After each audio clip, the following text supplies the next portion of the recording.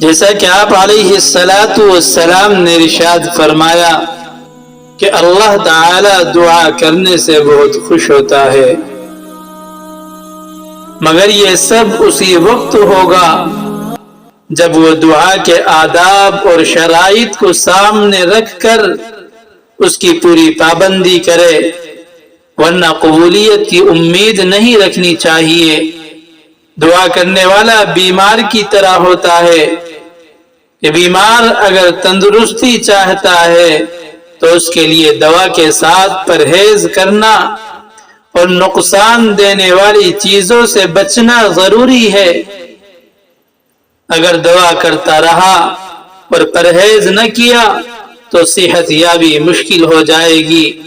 اسی طرح دعا کرنے والا اگر چاہتا ہے کہ میری دعا مقبول ہو تو اس کے لیے کچھ شرائط کی پابندی ضروری ہے کہ ایمان کامل کے ساتھ ہی ساتھ اخلاص بھی ضروری ہے، یعنی اللہ تعالی کا خیال دل و دماغ اور زبان پر ہو، غیر کا خیال بالکل نہ ہو، کیونکہ بلا اخلاص کے کوئی عمل قبول نہیں ہوتا۔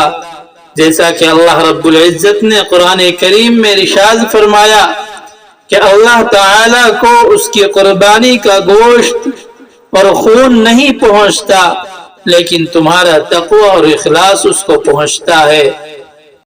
اور ایک جگہ اللہ رب العزت نے ارشاد فرمایا اطاعت الہی میں اخلاص کا حکم دیا گیا ہے کہ اطاعت الہی جب بھی کرو اس کے اندر اخلاص ہونا چاہیے، اخلاص کا حکم دیا گیا ہے۔ اللہ تعالیٰ کو اخلاص سے پکارو اور دعا کرو۔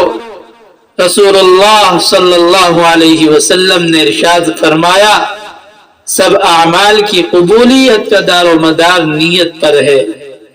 اللہ تعالیٰ غافل دل کی دعا قبول نہیں فرماتے۔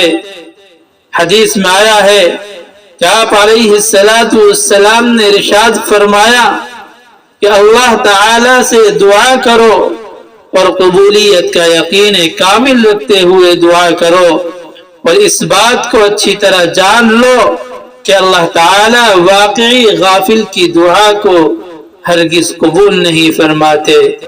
اجابت دعا کے لیے دل کا حاضر ہونا اور کامل اخلاص کا ہونا ضروری ہے، ورنہ اگر زبان سے دعا کی اور دل ادھر ادھر کے خیالات میں لگا رہا تو وہ دعا قبول نہیں ہوگی۔